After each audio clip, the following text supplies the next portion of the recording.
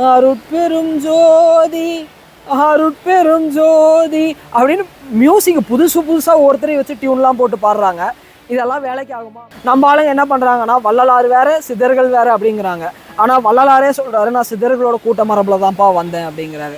அவர் தெளிவாக சொல்கிறாரு, பசித்த உயிருக்கு உணவு கொடுங்கிறாரு இந்த இடத்துல. புரியுதுங்களா? பசித்த உடம்புக்கு உயிர் கொடுன்னு சொல்லலை, உணவு கொடுன்னு சொல்லலை, பசித்த உயிருக்கு உணவளிங்கிறாரு.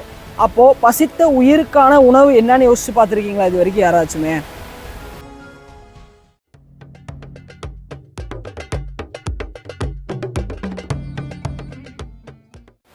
சர்வமும் சிவமயம். இப்போது ரீசண்டாக வந்து பார்த்திங்கன்னா பல பிரபலங்கள் பலர் வந்து ஆன்மீகத்தை நோக்கி படையெடுக்கிறத நம்ம பார்க்குறோம். இப்போ ரீசெண்டாக கூட வந்து சிம்பு அவர்கள் வந்து வடலூர் வந்து வந்தார் அப்படின்னு அது மிகப்பெரிய பேசு பொருளாக மாறுச்சு.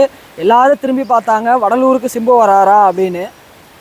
இதில் வந்து பிரமிக்கிறதுக்கு வந்து ஒரு விஷயமும் இல்லை. ஏன் அப்படின்னு வந்து பார்த்திங்கன்னா, ஒரு இடத்துல ஆன்மீகத்தை நோக்கி நிறைய பேர் உள்ளே வராங்க. அது பிரபலங்களாகட்டும், யங்ஸ்டர்ஸ் ஆகட்டும், வராங்கன்னா இன்னொரு பக்கம் வந்து பார்த்திங்கன்னா ஆன்மீகத்தை சுற்றி இருக்கிற முட்டாள்தனம், மூட நம்பிக்கை, அதே மாதிரி வந்து திருட்டுத்தனம் வந்து ஒரு பக்கம் ஜாஸ்தி ஆகிட்டே போகுதுங்க. இப்போ நீங்கள் வடலூர்லேயே போய் பார்த்தீங்க அப்படின்னாலும், நம்ம ஆல்ரெடி வந்து போன வருஷம் ஒரு வீடியோ போட்டிருப்போம்.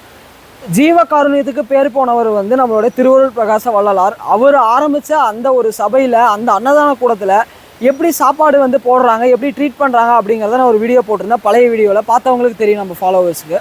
பார்க்காதவங்க அதை கூட பாருங்கள். இந்த மாதிரி ஒரு பக்கம் இருக்கும்போது இன்னொரு பக்கம் என்ன பண்ணுறாங்கன்னா, அன்னதானம் வந்து உங்கள் ஆன்மீக வாழ்க்கையை உயர்த்திரும் அப்படின்னு ஒரு பக்கம் ஒரு சாரார். இந்த இடத்துல வந்து நிறைய பேர் ஒன்று வந்து தப்பாக புரிஞ்சுக்கிறீங்க. என்ன அப்படின்னு வந்து பார்த்தீங்கன்னா, அன்னதானம் போட வேண்டாம் அப்படின்னு நான் சொல்கிறத மட்டும்தான் பார்க்குறீங்களே தவிர, அப்போ அதுக்கு பதிலாக என்ன பண்ணணும் அப்படின்னு நான் சொல்கிறேன். வள்ளலார் என்னத்தை சொல்ல வந்தார்? நான் எங்கேயுமே அன்னதானம் போடாதீங்கன்னு நான் சொல்ல கிடையாது. ஆன்மீக வளர்ச்சிக்காக அன்னதானம் போடாதீங்க அப்படிங்கிறது தான் வந்து நான் வந்து இந்த இடத்துல சொல்கிறேன். ஒரு பசித்த உயிருக்கு உணவு கொடுப்பது கட்டாயமான ஒரு ஒன்று தான். ஆனால் அவர் தெளிவாக சொல்கிறாரு, பசித்த உயிருக்கு உணவு கொடுங்கிறாரு இந்த இடத்துல. புரியுதுங்களா? பசித்த உடம்புக்கு உயிர் கொடுன்னு சொல்லலை, உணவு கொடுன்னு சொல்லலை, பசித்த உயிருக்கு உணவளிங்கிறாரு. அப்போது பசித்த உயிருக்கான உணவு என்னன்னு யோசிச்சு பார்த்துருக்கீங்களா இது வரைக்கும் யாராச்சுமே? பசித்த உயிருக்கான உணவு ஞானம் மட்டும்தான், ஆன்மீகம் மட்டும்தான். தன்னுடைய இறை சக்தியால் என்னென்ன விஷயங்களை பண்ண முடியும் அப்படிங்கிறத வள்ளல் பெருமான் வந்து இங்கே நேரடியாக இருந்து வாழ்ந்து காட்டி பண்ணிட்டு போயிட்டாரு. சரிங்களா? அதை வந்து சில ஏளனமாக பேசுகிறவங்களும் இருக்காங்க, அவங்கள விட்டுருங்க, அதுங்க எப்போவுமே அப்படி தான் பேசிகிட்டு இருக்கோங்க. இந்த பக்கம் வந்து அவரோட வழியில் பின்பற்றவங்க என்ன பண்ணுறாங்க அப்படின்னா, அவர் சொல்லி கொடுத்த விஷயங்களை பின்பற்றாமல் நானும் வந்து சன்மார்கி அப்படின்னு சொல்கிறதுல தான் வந்து நமக்கு மிகப்பெரிய வருத்தமே.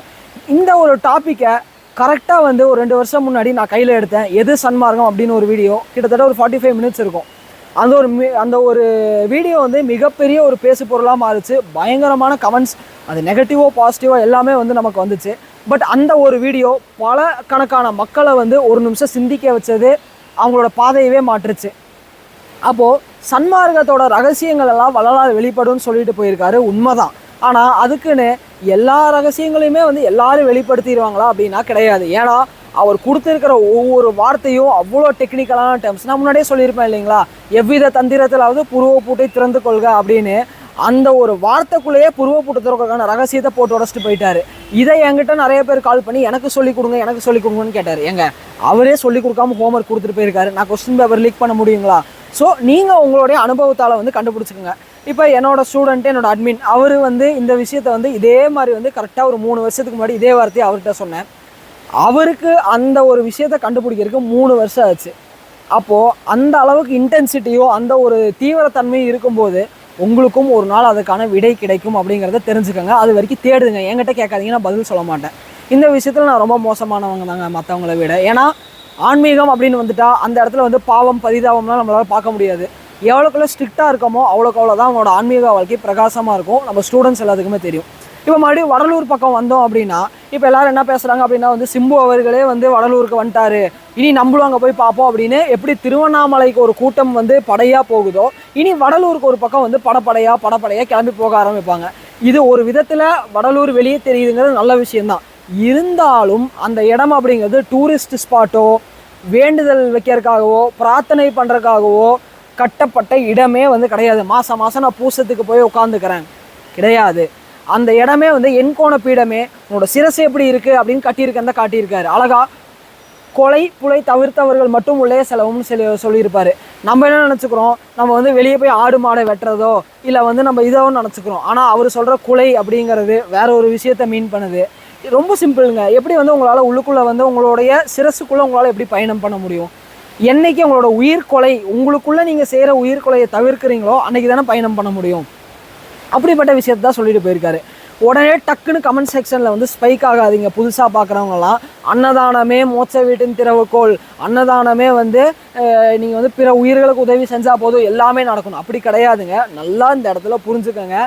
ஜீவ காருண்யமே மோட்ச வீட்டின் திறவுகோள்னு தான் வள்ளலார் சொல்லியிருக்காரே தவிர அன்னதானமே மோட்ச வீட்டின் திறவுகோள்னு சொல்ல கிடையாது. அப்போது ஜீவ காருண்யம் அப்படின்னா என்னன்னு பார்த்தீங்கன்னா, இந்த இடத்துல திருப்பியும் நம்ம உங்கள் முன்னாடியே வைக்கிறேன், ஜீவன் கூட்டல் காருண்யம். ஜீவன் அப்படின்னா எதை சொல்கிறாரு? உங்களுடைய உயிரை சொல்கிறாரு. உயிருக்கு நீங்கள் செய்யக்கூடிய உதவி எது? சாப்பாடு போடுறதா? அப்போ ஹாஸ்பிட்டலில் வந்து கோமா ஸ்டேஜில் படுத்துட்டு இருக்கவங்களுக்குலாம் சாப்பாடு கொடுக்க மாட்டாங்க, வேறு சில விஷயங்கள் தான் போகும். அப்போ எப்படி அந்த ஜீவன் வந்து உயிரோடு இருக்குது? ஒரு சிலர்லாம் வந்து படகுல மாட்டிக்கிட்டாங்க அப்படின்னா தண்ணீர் குடிச்சே வாழ்ந்து வராங்க. நல்லா புரிஞ்சுக்கோங்க, இந்த இடத்துல ஜீவனுக்கு செய்யக்கூடிய காருண்யம் அப்படிங்கிறது 6 வகையாக பிரியும் அப்படின்னு வள்ளலார் வந்து சூக்ஷமமாக இந்த இடத்துல வந்து அவரோட பாடல்கள்லையும் சரி, அவர் கொடுத்த சில அவரோட ஸ்பீச்சஸை தொகுத்த உரைநடையிலையும் சரி, இந்த இடத்துல உரைநடை அவர் எழுத கிடையாது. எல்லாரும் என்ன நினச்சிக்கிறீங்க அப்படின்னா வந்து உரைநடை வள்ளலார் எழுதியிருக்காருன்னு, ஆனால் கிடையவே கிடையாது. உரைநடை அவர் பேசப்பட்ட உபதேசங்கள்லேருந்து தொகுக்கப்பட்ட ஒரு தொகுப்பு, அவ்வளவுதான். அதில் நிறைய விஷயங்கள் மருவி இருக்குது, மாற்றப்பட்டிருக்கு, மறைக்கப்பட்டிருக்கு. முக்கியமாக சொல்லணும் அப்படின்னா ஏன் அப்படின்னா வள்ளலாரோட சுத்த சன்மார்க்கம், சமரச சுத்த சன்மார்க்கம் அப்படிங்கிறது ஒரு மிகப்பெரிய பொக்கிஷம். ஆனால் அந்த பொக்கிஷம் வந்து பயன்படுத்த முடியாமல் இருக்குது இந்த காலகட்டத்தில். ஏன் அப்படின்னா அந்த பொக்கிஷத்துக்கான அறைய திறக்கறதுக்கான சாவி நம்மக்கிட்ட இல்லை. ஏன் அப்படின்னு வந்து பார்த்தீங்கன்னா எல்லாருமே வந்து அவர் கொடுத்ததில் வந்து வெள்ளை கலர் துணியை போத்திக்கங்க, இல்லை சாப்பாடு போடுங்க, அகவல் பாராயணம் பண்ணுங்க, இந்த 3 தான் வந்து பேசுகிறீங்க. அதே மாதிரி வந்து சன்மார்க்கமில் இருக்கிற பெரியவங்க அப்படின்னு சொல்கிறாங்க இல்லைங்களா நிறைய பேரை. ஒருத்தர் வந்து எப்போ பார்த்தாலும் புக்கு படித்து விளக்கம் சொல்கிறவர் ஒருத்தர், இன்னொரு பக்கம் வந்து காலங்காத்தால் வந்து 4 மணிக்கு எந்திரிச்சு மெமரி பாயம் சொல்லுங்கிறவங்க ஒரு பக்கம். இது எல்லாமே வள்ளலார் செய்ய சொன்னாரானா நிச்சயமாக வந்து கிடையாது. ஏன் அப்படின்னா நான் திரும்பவும் சொல்கிறது தான், ஒரு பாடலை நீ பாடுறனா கூட அந்த சத்தம் வெளியே கேட்காத அளவுக்கு பாடும்பார். மூச்சு காற்று விரயமாகக்கூடாது, உயிர் சக்தி. 2வது வந்து என்ன சொல்லுவார் அப்படின்னு வந்து பார்த்தீங்கன்னா, உங்களுடைய பிராணன் நஷ்டமாகிற செயல்களை செய்யாத, மெட்டு போட்டு தயவு செய்து பாட்டு பாடாதான் பாரு. ஆனால் நம்ம ஆளுங்க என்ன பண்ணுறாங்க, அருட்பெரும் ஜோதி அருட்பெரும் ஜோதி அப்படின்னு மியூசிக் புதுசாக ஒருத்தரையும் வச்சு டியூன்லாம் போட்டு பாடுறாங்க. இதெல்லாம் வேலைக்கு ஆகுமா அப்படின்னு பார்த்தீங்கன்னா கண்டிப்பாக ஆகாது. வள்ளலார் இதெல்லாம் பார்த்து சந்தோஷப்பட மாட்டார், வருத்தம் தான் படுவார், என்ன இப்படிலாம் பண்ணுறாங்க அப்படின்னு. அவர் அவ்வளோ அழகாக வடலூர்னு ஒரு இடத்த தேர்ந்தெடுத்து அந்த இடத்துல அவரோட சபையை அமைச்சிருக்காருன்னா காரணம் எல்லாமே இருக்கும். அதை வந்து அழகாக சொல்லுவாங்க, மேலை சிதம்பரம் அப்படின்னு சொல்லுவாங்க. ஏன் இதெல்லாம் சொல்கிறாங்க? ஏன் இப்போ சிதம்பரம் வந்து உடலோட ரகசியத்தை சொல்லுதுன்னா, நம்மளுடைய வடலூர் வந்து நம்மளோட சிரசோட ரகசியத்தை சொல்லும். ஒட்டுமொத்த சித்தர்களின் ரகசிய கருத்துக்களை அந்த இடத்துல அவர் வந்து அழகாக பண்ணி வச்சுட்டு போயிருக்காரு. நம்ம ஆளுங்க என்ன பண்ணுறாங்கன்னா வள்ளலார் வேறு சித்தர்கள் வேறு அப்படிங்கிறாங்க. ஆனால் வள்ளலாரே சொல்கிறாரு, நான் சித்தர்களோட கூட்ட மரபில் தான்ப்பா வந்தேன் அப்படிங்கிறாரு. இன்னும் சிலர் என்ன பண்ணுறாங்க அப்படின்னா வந்து அது வந்து ஒரு தமிழ் இயக்கம் அப்படின்னு வச்சுக்கலாம். அவங்க ஒரு காமெடிலாம் பண்ணாங்க, நடுவில் வள்ளலாரை எரிச்சிட்டாங்கன்னு ஒரு பக்கம், வள்ளலோட ட்ரெஸ்ஸு கலர் இப்படி இருக்குன்னு ஒரு பக்கம். இதெல்லாம் எதுக்குங்க நமக்கு? அவர் கொடுத்த ஆன்மீக பொக்கிஷங்களை எடுத்து நீங்கள் ஓப்பன் பண்ணுங்கள். யாராவது சொல்லியிருக்காங்களா தண்ணியில் வந்து தங்க சத்து இருக்குது, தண்ணியை வந்து 3 பங்கா 1 பங்கா காய்ச்சினா தண்ணி வந்து தங்க நிறமாக மாறும்னு யாராவது சொல்லியிருக்காங்களா? அதை குடிச்சிங்கன்னா உங்கள் உடம்புல இருக்கிற அத்தனை விதமான நோயும் சரியாகும்னு சொல்லியிருக்காங்களா யாராச்சும்? அதை விட இன்னொன்று பாருங்களேன், கரிசாலை குரு காட்டாத வழியும் கரிசாலை காட்டும்னு அவ்வளோ அழகாக சொன்னார். 12 வருஷம் தொடர்ந்து இந்த மூலிகையை எடுத்தால் உடம்புக்குள்ள என்னென்ன மாற்றங்கள் நிகழும்னு சொல்லி கொடுத்துட்டு போயிருக்காரு. இதெல்லாம் யார் சொல்லுவா? அவ்வளோ பெரிய மகான் சொல்லி கொடுத்துட்டு போயிருக்காரு இல்லையா? அப்போ அதை பின்பற்றுங்க. ஏன் அவரோட உடை நடை பாவனையை மட்டும் பின்பற்றுறீங்க? அப்போ அவர் நடக்கும்போது எதாவது சொல்கிறாரு, உங்கள் கால்களை வந்து இப்படி வச்சு நடங்க, ஒரே சீர்கோட்டில் நடங்க, அப்போ வந்து உங்களுக்கு சுழிமுனை சுவாசம் ஓட ஆரம்பிக்கும்னு. எத்தனை பேர் அப்படி நடக்கிறோம்? முழுமையாக உங்கள் உடலை வந்து கவர் பண்ணிக்கங்க அப்படிங்கிறோம். ஆனால் இப்போ பெரும்பாலான பெண்களும் சரி ஆண்களும் சரி யாரும் அவங்க உடம்பை வந்து முழுசாக கவர் பண்ணுறாங்க? கிடையவே கிடையாது. இல்லை, இந்த மாதிரி நிறைய விஷயங்களை சொல்லி கொடுத்துட்டு போயிருக்காரு. அதை பின்பற்ற ஆரம்பிங்க முதல்ல. இதெல்லாம் பின்பற்ற அவர் வந்து சிவ தியானம் பண்ணுங்க அப்படின்னு சொல்கிறாரு, விடியற் காலையில் எந்திரிங்கன்னு சொல்கிறாரு. அதெல்லாம் நம்ம ஆட்கள் ஏன் பின்பற்றுறது இல்லை? இதெல்லாம் பார்க்க ஆரம்பிங்க. உடனே ஒரு பிரபலம் போயிட்டாரு, அந்த இடத்துல ஏதோ இருக்குது நானும் போகிறேன் அப்படின்னா கடைசியில் பூஜ்ஜியத்தில் கூட உங்களால் வந்து நிற்க முடியாது, மைனஸ்க்கு போயிடுவாங்க.